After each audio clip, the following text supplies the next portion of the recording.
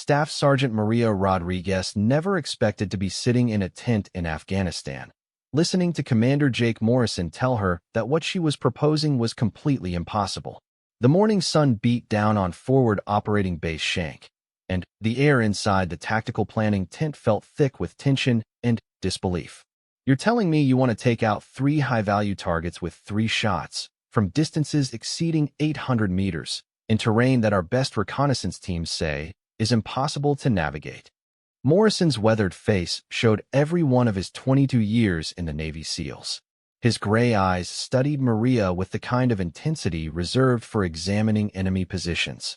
Maria sat perfectly straight in her folding chair, her small frame deceptive in its appearance of fragility. At 5 feet 4 inches tall and weighing barely 120 pounds, she looked more like someone who should be teaching elementary school than holding the record for longest confirmed sniper kill in Marine Corps history. Her dark hair was pulled back in a regulation bun, and her brown eyes held a quiet confidence that had unnerved more than one commanding officer. With all due respect, sir, I'm not telling you I want to do it. I'm telling you I can do it. Her voice carried a slight Texas accent, remnant of her childhood in El Paso, where she learned to shoot tin cans off fence posts with her grandfather's old hunting rifle. The tent fell silent except for the distant rumble of helicopters returning from patrol. Morrison exchanged glances with his intelligence officer, Lieutenant Sarah Chun, who had been the one to bring Maria's unconventional proposal to his attention. Chun shifted uncomfortably in her seat, clearly regretting her decision to pass along what she now realized Morrison would consider a suicide mission. Rodriguez, I've read your file. I know what you're capable of. Hell, everyone in this theater knows about your shot in Helmand Province. 1,200 meters, moving target, sandstorm conditions. But this? Morrison gestured to the topographical maps spread across the metal table. This is different. The maps showed the Kunar Province, a mountainous region near the Pakistan border that had become a stronghold for Taliban leadership. 3 enemy generals had been confirmed in the area, each commanding different aspects of the insurgent operations that had been devastating coalition forces for months. General Hassan Mahmoud controlled weapons smuggling operations, General Omar Rashid managed recruitment and training, and General Ahmed Nazir coordinated attacks against American and Afghan forces. Intelligence had located all 3 men in a compound built into the mountainside, a fortress that seemed designed specifically to be impregnable. The compound sat on a plateau 800 meters above the valley floor, accessible only by a narrow mountain path that enemy forces monitored constantly. Conventional assault was impossible without massive casualties, and airstrikes had been ruled out due to civilian populations in the surrounding villages.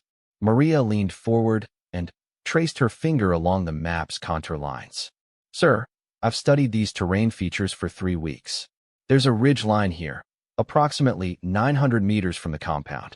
The angle is difficult, but not impossible. The wind patterns in this valley are predictable between 0500 and 0600 hours. I can make these shots. Morrison shook his head slowly. Even if you could somehow get into position without being detected, even if the shots were technically possible, you're talking about hitting 3 different targets in 3 different locations within a matter of minutes. The moment you fire the first shot, every enemy fighter in that compound will know exactly where you are. Which is why I won't be there when they figure it out. Maria's confidence never wavered. I've calculated the timing, sir. Based on the compound's layout and the target's known routines, I'll have approximately 90 seconds between the first and third shot. That's enough time. Lieutenant Chin finally spoke up. Rodriguez, I've seen the intelligence reports on this compound. They have over 200 fighters stationed there. Motion sensors, night vision capabilities, and communication equipment that would alert reinforcements within minutes. How do you propose to extract after taking these shots? Maria pulled a smaller map from her kit, one she had marked with her own notations. There's a ravine system that runs along the eastern face of the mountain. It's not on most maps because it's too narrow for vehicle traffic, but it's wide enough for a person to move through. If I enter from the north before dawn, I can reach the shooting position and extract through this ravine system before enemy forces can organize a response. Morrison studied the young Marine sniper with growing frustration. He had seen too many good soldiers die attempting impossible missions, and Maria Rodriguez represented everything he couldn't afford to lose. She was not just an exceptional marksman, but a brilliant tactical thinker whose unconventional approaches had saved countless lives during her deployment. Rodriguez, I understand your confidence in your abilities, but this isn't just about your shooting skills. This is about the broader mission. We lose you on this, and we lose one of our most valuable assets in this entire theater. Maria's expression softened slightly, showing the first crack in her professional demeanor. Sir, I understand your concern, but these 3 generals are responsible for the deaths of over 400 coalition soldiers in the past 6 months. Their weapons smuggling operation has armed insurgents across 3 provinces. Their recruitment networks are turning villages that were once friendly into hostile territory. She paused, collecting her thoughts before continuing. I know this mission is dangerous. I know the odds are against me. But if we don't act soon, intelligence suggests they're planning a coordinated attack that could kill hundreds more of our people. Sometimes impossible missions are the only ones worth attempting. Morrison walked to the tent's entrance and stared out at the base's activity. Soldiers moved between buildings with the casual efficiency of people who had long since adapted to life in a war zone. The smell of diesel fuel and dust hung in the air, mixed with the ever-present scent of the cooking fires from the nearby Afghan village. Maria, can I call you Maria? Morrison turned back to face her, his tone shifting from commanding officer to something more personal. Of course, sir. My daughter is about your age. She's finishing her degree in engineering at MIT. Wants to design bridges that will help communities in developing countries. Every time I video chat with her, I see that same determination in her eyes that I see in yours right now. Morrison returned to the table and sat down heavily. The difference is, her determination involves building things. Yours involves putting yourself in situations where you might not come home. Do you understand why that worries me? Maria nodded slowly. I do, sir. But, with respect, your daughter's bridges won't mean much if places like this never find peace. Someone has to take the difficult shots. Someone has to be willing to do the impossible things. Lieutenant Chun had been quietly reviewing intelligence reports during their conversation. She looked up with a troubled expression. Commander, I have to say something. Rodriguez's plan, as insane as it sounds, might be our best option. We've been trying to figure out how to neutralize these targets for months. Every conventional approach we've considered would result in significant casualties among our forces. Morrison's jaw tightened. Sarah, are you seriously suggesting that we send one Marine sniper on what amounts to a suicide mission? I'm suggesting that we consider the possibility that Rodriguez might be right. Look at her track record. She's never missed a shot in combat. Never. Her tactical assessments have been accurate in every previous engagement. Maybe we should at least let her present the full plan before we dismiss it. Maria reached into her pack and pulled out a thick folder. Sir, I've prepared a complete operational plan. Infiltration route, shooting positions, extraction paths, contingency plans for various scenarios. I've even identified potential support positions where a small team could provide overwatch without compromising the primary mission. Morrison took the folder and began flipping through its contents. The level of detail was extraordinary. Maria had not just planned a sniper mission. She had planned a complete military operation with backup plans for every conceivable problem. Her handwritten notes filled margins with calculations for wind speed, bullet drop, and timing sequences. How long did you spend preparing this? Morrison asked, impressed despite his reservations. 3 weeks, sir. I've been working on it during off-duty hours. I've studied satellite imagery, weather patterns, enemy movement schedules, and compound security protocols. I've even talked to local villagers who used to travel through that area before the Taliban moved in. Morrison found himself torn between admiration for Maria's thorough preparation and concern for her safety. He had commanded special operations teams for over 2 decades, and he had learned to trust his instincts about both missions and people. His instincts told him that Maria Rodriguez was an exceptional soldier who might actually be capable of accomplishing what she proposed. Those same instincts also warned him that losing her would be a devastating blow to morale and operational capability. Rodriguez, assuming for a moment that I was willing to consider this mission, what support would you need? Maria's eyes lit up with the possibility that her plan might be approved. Minimal support, sir. I'd need one spotter who's familiar with mountain terrain, someone to help with navigation and to watch for enemy movement while I'm focused on the targets.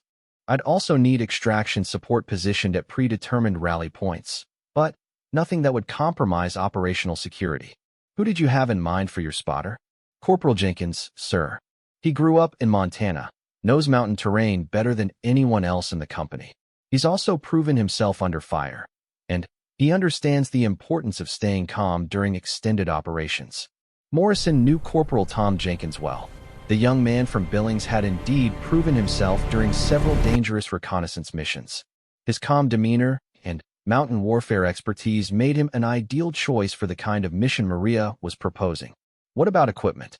I assume you're not planning to use standard-issue weapons for shots at this distance. Maria smiled slightly. I'd like to use the Barrett M82A1, sir. I've trained extensively with it, and I know I can make accurate shots at the required distances. I'd also need armor-piercing rounds and a backup weapon system in case of equipment failure. The Barrett isn't exactly designed for stealth operations, Rodriguez. That rifle weighs over 28 pounds without optics. I understand, sir. But for the distances involved and the precision required, it's the best tool for the job. Corporal Jenkins, and I can manage the weight during the infiltration. Morrison closed the folder and looked directly at Maria. Rodriguez, I need you to understand something. If I approve this mission and something goes wrong, I'll be the one who has to write letters to your family explaining why I sent you into an impossible situation. Can you help me understand how I would explain that decision? Maria was quiet for several seconds before responding. Sir, you would tell them that their daughter volunteered for a mission that could save hundreds of American lives. You would tell them that she believed in her abilities and in the importance of the mission. Most importantly, you would tell them that she died doing something that mattered. The tent fell silent again as Morrison considered her words. Outside, they could hear the afternoon call to prayer from the nearby village, a reminder of the complex cultural landscape in which they were operating. Lieutenant Chin spoke quietly. Commander, I think we need to consider the strategic implications. These three generals aren't just enemy leaders, they're symbols of resistance. Taking them out simultaneously would send a message to insurgent forces throughout the region. It could significantly disrupt their operational capabilities. Morrison nodded slowly. I understand the strategic value, Sarah, but I also understand the human cost if this goes wrong. Maria leaned forward again. Sir, may I share something personal? Morrison gestured for her to continue. When I was 16, my older brother Carlos was killed in Iraq. He was a Marine, stationed near Fallujah. The official report said he died when his convoy hit an IED, but I later learned that the explosive device was planted by insurgents who had been trained and equipped by foreign fighters. Maria's voice remained steady, but Morrison could see the pain in her eyes. After Carlos died, I made a decision. I was going to become the best sniper the Marine Corps had ever seen.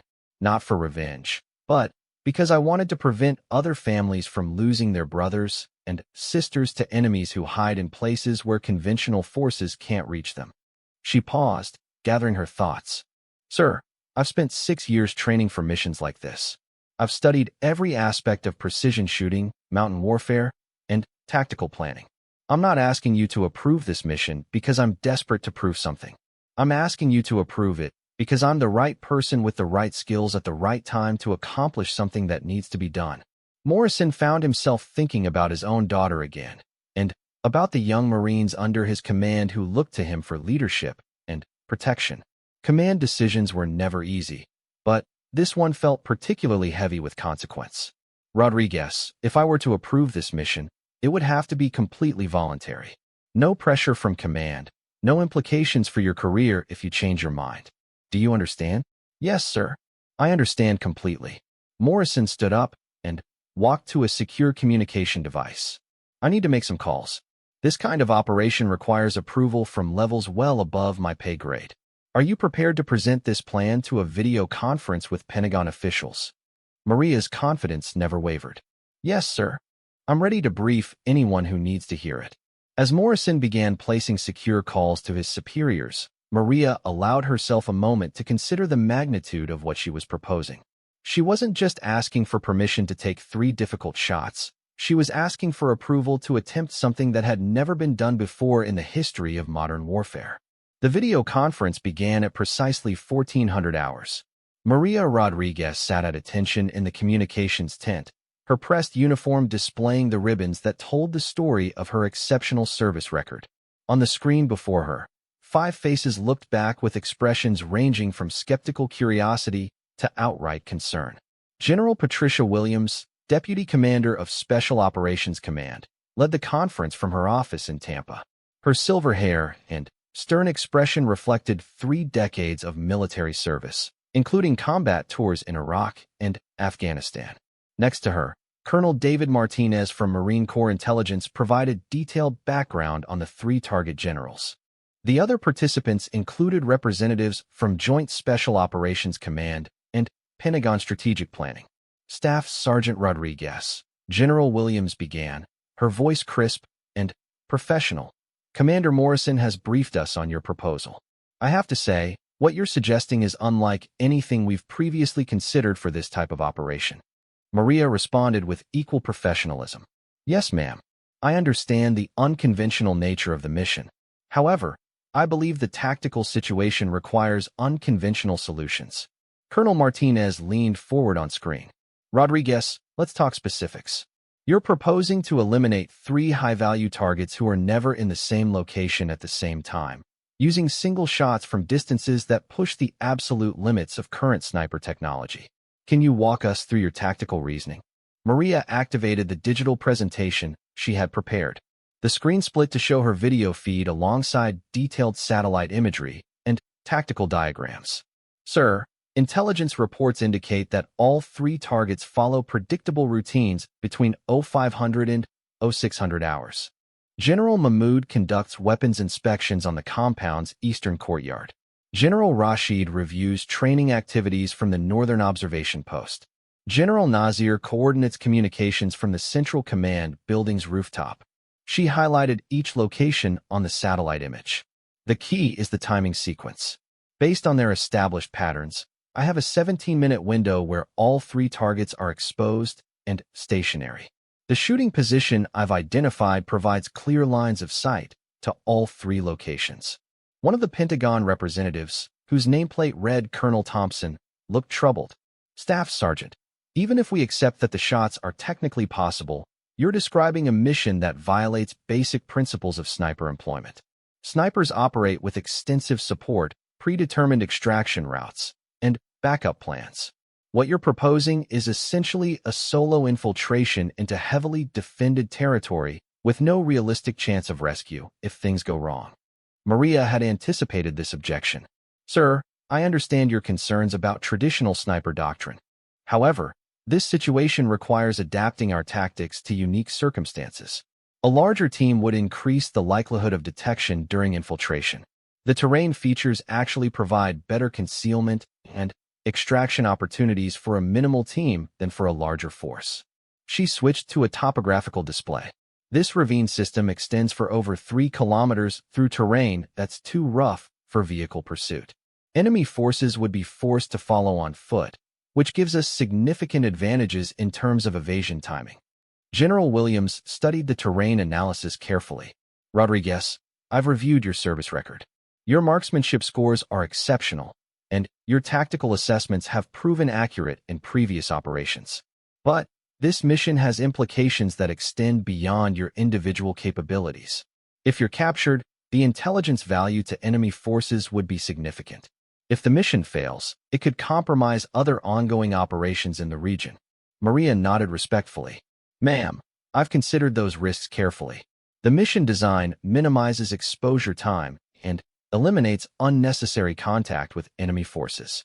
Intelligence compromise would be limited because the mission parameters are known only to essential personnel. Colonel Martinez pulled up enemy force disposition reports. Let's discuss the opposition. This compound houses approximately 200 fighters, including some of the most experienced insurgent commanders in the region. They have sophisticated communication equipment, night vision capabilities, and established procedures for responding to attacks. How do you plan to neutralize their response capabilities? Sir, The mission timing is designed to exploit their response procedures rather than fight through them.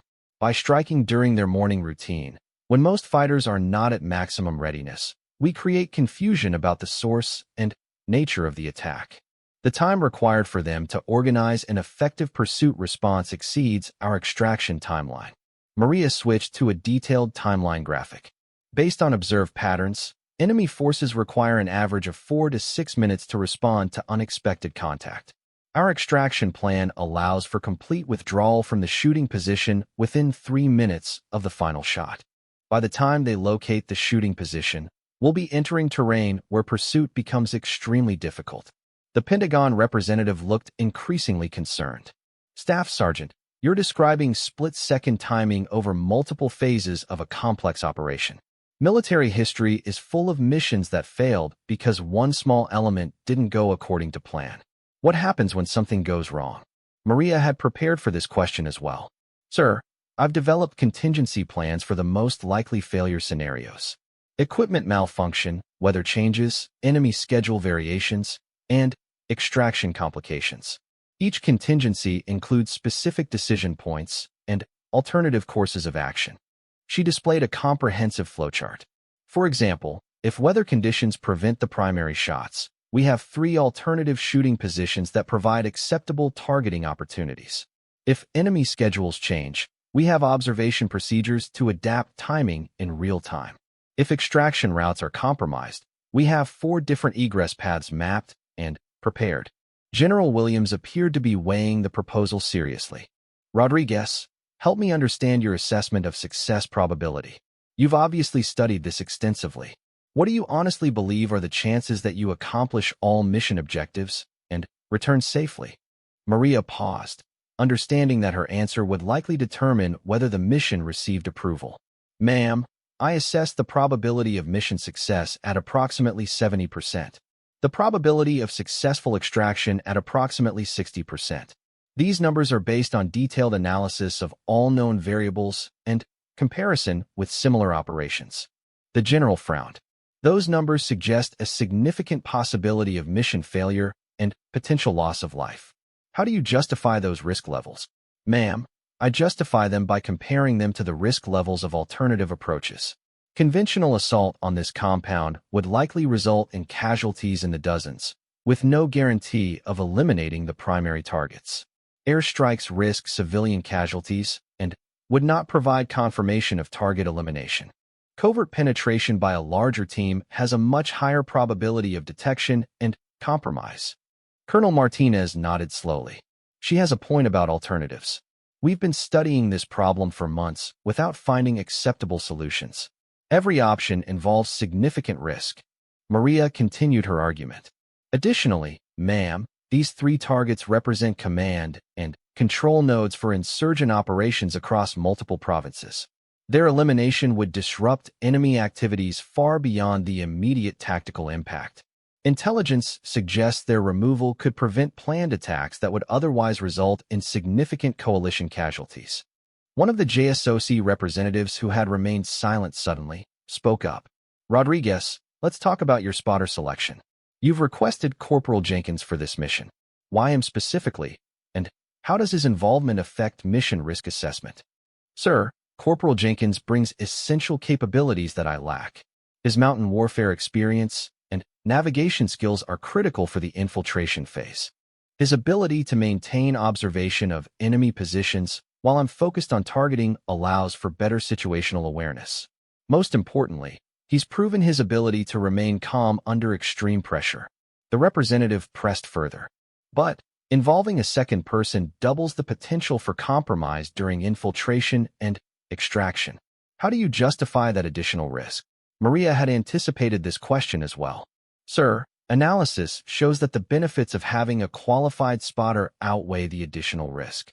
The mission timeline is too compressed for me to effectively manage both precision shooting and security observation simultaneously. Corporal Jenkins' presence actually reduces overall mission risk by providing capabilities I cannot provide alone. General Williams leaned back in her chair, clearly deep in thought. Rodriguez, I want you to address something directly. This mission has elements of what many would consider a suicide mission. You're voluntarily placing yourself in extreme danger for objectives that, while strategically valuable, are not absolutely critical to immediate operational needs. Help me understand your motivation.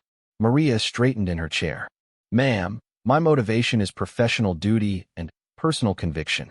These targets are directly responsible for American casualties and continued instability in this region.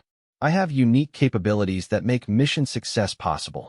I believe that when soldiers possess the skills and opportunity to make a significant difference, they have an obligation to act. She paused briefly. I also believe that extraordinary situations sometimes require extraordinary measures. This is one of those situations. The general studied Maria's file on her screen. Your record shows consistent excellence and sound judgment. You've never volunteered for missions beyond your capabilities or shown reckless behavior. That gives weight to your assessment of this operation. Colonel Thompson from the Pentagon raised another concern. General, we also need to consider precedent. If we approve this type of mission, we may be creating expectations for similar operations in the future. Are we prepared for the implications of that precedent? General Williams nodded. That's a valid concern, Colonel. However, we also need to consider the precedent of refusing to act when we have capable personnel and strategic opportunities. Sometimes leadership requires accepting calculated risks for significant potential gains. The conversation continued for another 30 minutes, with each participant examining different aspects of the mission proposal. Maria answered every question with detailed analysis and professional calm, never showing frustration or impatience despite the intense scrutiny. Finally, General Williams called for a brief recess to allow the command group to discuss the proposal privately. Maria was asked to step out of the communications tent while the senior officers conducted their deliberation. Standing outside in the afternoon heat, Maria found herself thinking about the conversation with Commander Morrison earlier that day. She understood the weight of what she was asking. Military leaders were responsible for the lives of their personnel, and approving dangerous missions required balancing strategic objectives against human costs. Commander Morrison approached her during the recess. Rodriguez, how are you feeling about the conference? Honestly, sir, I think they're taking the proposal seriously. The questions have been challenging but fair. I believe I've addressed their primary concerns. Morrison nodded. You've certainly been thorough in your preparation. I have to admit, your analysis is more detailed than some mission plans I've seen from staff officers with decades of experience. Thank you, sir. This mission means a lot to me professionally and personally. Can I ask you something directly? If they approve this mission and something goes wrong, will you have any regrets about pursuing it? Maria considered the question carefully. Sir, I would regret failure or mistakes that led to mission compromise. But I wouldn't regret attempting something that could save American lives and advance our strategic objectives. Sometimes the greatest regret is not acting when action is possible. After 20 minutes, they were called back into the communications tent. General Williams appeared on screen with a serious expression that gave no indication of the decision. Staff Sergeant Rodriguez, after extensive discussion, we've reached a decision regarding your proposal. The strategic value of the targets and the detailed preparation you've demonstrated have convinced us that this mission merits approval, with specific conditions. Maria felt a surge of excitement, but maintained her professional composure. Thank you, ma'am. I understand there will be conditions. First, this mission will be classified at the highest levels. Information will be limited to essential personnel only. Second, you will have access to any equipment and support resources you require. Third, extraction support will be positioned at multiple locations to provide maximum flexibility for egress routes. The general continued. Fourth, and most importantly, mission abort criteria will be clearly defined. If any aspect of the operation deviates from planned parameters, you are authorized and expected to abort and extract immediately. This is not a mission where heroic sacrifice is acceptable. Is that understood? Yes, ma'am. Completely understood. Finally, you will have 72 hours to finalize all mission preparations. The mission window opens in 4 days, based on weather patterns and intelligence updates. Are you prepared to meet that timeline? Maria's heart raced with the reality that her impossible mission had been approved. Yes, ma'am. I'm prepared to begin immediate preparations. Colonel Martinez added final instructions. Rodriguez, you'll receive updated intelligence packages within the hour. Weather analysis, enemy movement patterns, and communication protocols will all be updated to reflect the most current information available. General Williams concluded the conference with a direct message. Staff Sergeant Rodriguez, you've convinced us that this mission is both necessary and achievable. Now you need to prove that our confidence in your abilities is justified. The eyes of senior command will be on this operation. The preparation phase began immediately after the conference call ended. Maria Rodriguez had 72 hours to transform an ambitious proposal into a precisely executed military operation. Every detail mattered, every contingency needed to be planned, and every piece of equipment had to be tested and verified. The first priority was finalizing equipment selection with the base armorer, Master Sergeant Carlos Vega. The Barrett M82A1 that would serve as her primary weapon required complete inspection and customization for the specific mission parameters. Rodriguez, I've been working with sniper rifles for 15 years, and I've never seen anyone request modifications this extensive, Vega commented as they examined the weapon in the armory's secure bay. You want the barrel harmonics adjusted for specific ammunition lots, custom wind compensation calculations programmed into the scope, and backup sighting systems that most snipers never even touch. Maria ran her hands along the rifle's frame, checking every component. Sergeant, this mission doesn't allow for equipment uncertainty. At the distances we're talking about, a difference of 1 minute of angle could mean the difference between success and failure. She had selected match-grade ammunition specifically manufactured for extreme long-range precision. Each round had been individually measured and weight-sorted to ensure absolute consistency. The ballistic coefficients were calculated to 5 decimal places, and environmental compensation tables were prepared for every conceivable combination of temperature, humidity, and barometric pressure. The scope 0 needs to be perfect at 800 meters, Maria continued. I need to know that when I dial the appropriate adjustment for distance and wind, the round will impact exactly where the crosshairs indicate. Vega nodded approvingly. Your attention to detail reminds me of the old-school snipers I worked with in Iraq.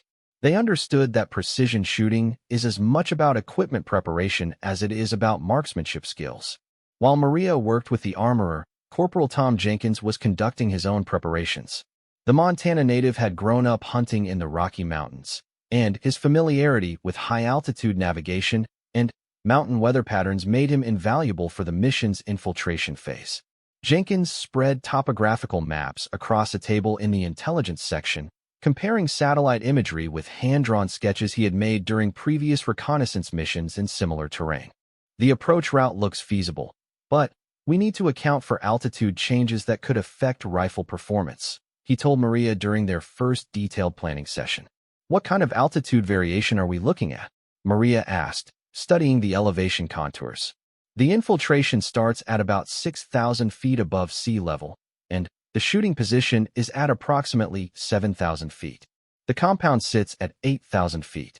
That's going to affect both bullet trajectory and our physical performance during the approach. Maria made notes in her mission planning book.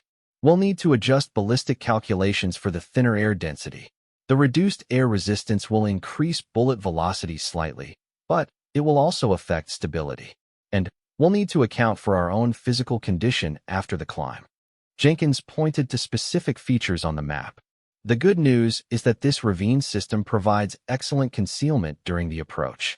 The bad news is that some sections are going to require technical climbing skills. Are you comfortable with rope work?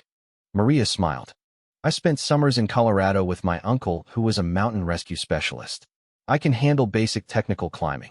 Their conversation was interrupted by Lieutenant Shun, who brought updated intelligence reports. I have new information about target schedules and compound security procedures. Some of it's encouraging, some of it's concerning. She spread reconnaissance photos across their maps. The encouraging news is that target routines have remained consistent for the past 2 weeks. General Mahmoud still conducts his weapons inspection at 05:15 every morning. General Rashid appears at the observation post at 05:25. General Nazir is on the command building rooftop by 05:30. What's the concerning news? Maria asked. They've added roving patrols around the compound perimeter. Two-man teams with night vision equipment, following irregular patterns. It doesn't change your shooting positions, but it complicates the timing for your extraction. Jenkins studied the patrol information carefully. How irregular are the patterns? Can we identify any predictable elements? Partially, Chin replied. The patrols seem to avoid certain areas during the early morning hours, probably because of terrain difficulties. But there's no guarantee that pattern will continue.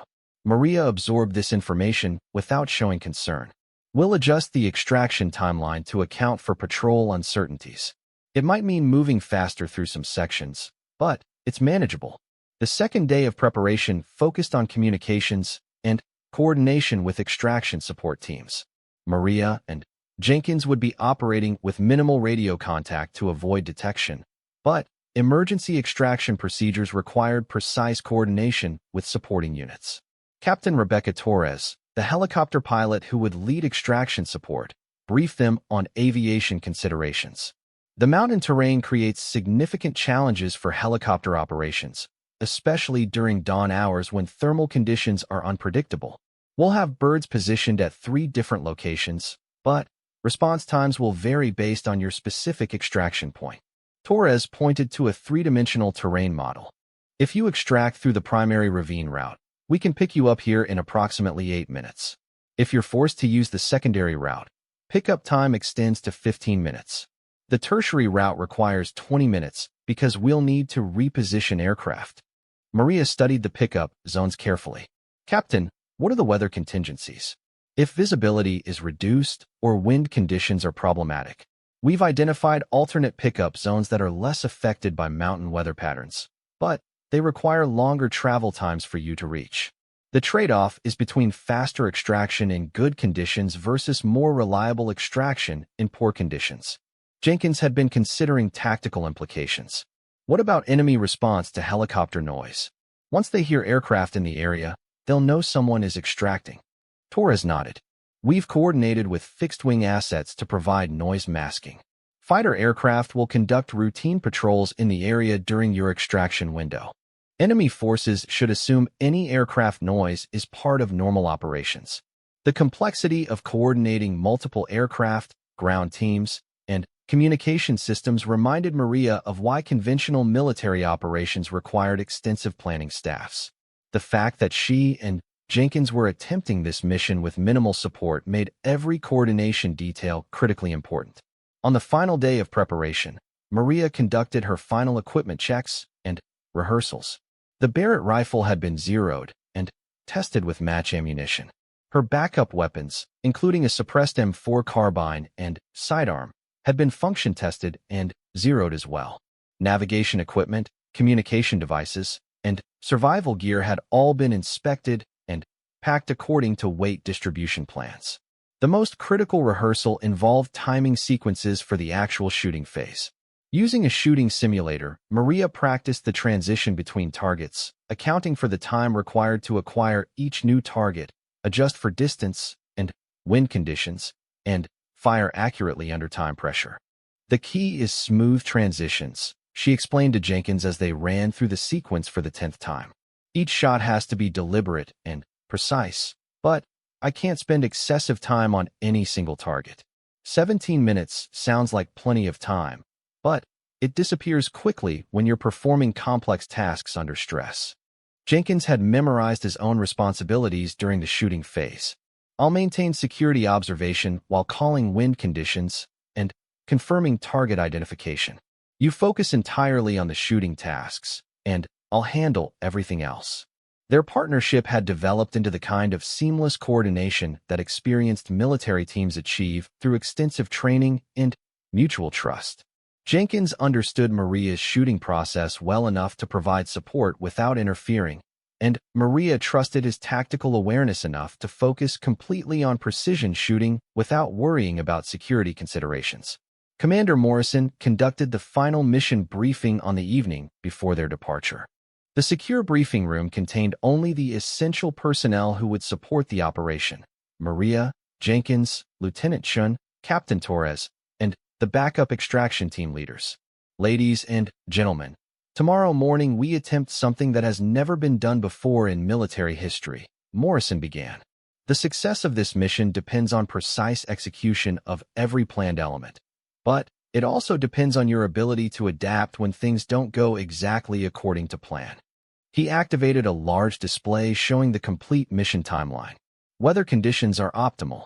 Enemy activity patterns remain consistent with intelligence predictions. All support assets are positioned and ready.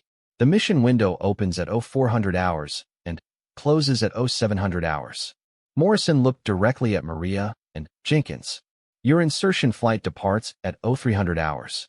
Infiltration begins immediately upon landing. You have 90 minutes to reach the shooting position and confirm target identification. The shooting window opens at 0515 and closes at 0545. Lieutenant Chun provided final intelligence updates.